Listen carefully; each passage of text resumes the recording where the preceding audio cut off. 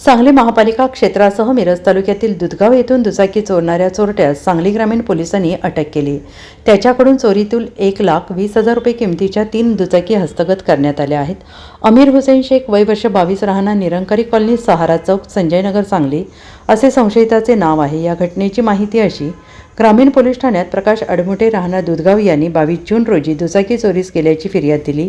दरम्यान ग्रामीण पोलीस ठाण्याचे आकाश ऐवळे यांना एक युवक इनामधामणी येथील विठ्ठल पाटील पॉलिटेक्निक महाविद्यालयानजीक असणाऱ्या पुलाखाली दुचाकी विक्रीकरिता थांबला असल्याची माहिती मिळाली।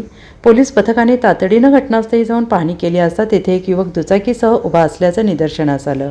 पोलिसांनी त्याला ताब्यात घेऊन चौकशी केली असता त्याने सदर दुचाकी चोरीची असल्याचे सांगितले। पोलीस तपासात त्याच्याकडून संजयनगर पोलीस ठाणे हद्दीतील 2 आणि ग्रामीण पोलीस ठाण्याच्या हद्दीतील 1 असे 3 गुन्हे उघडकीस आले आहेत। Bureau report SVN Marathi Sangli.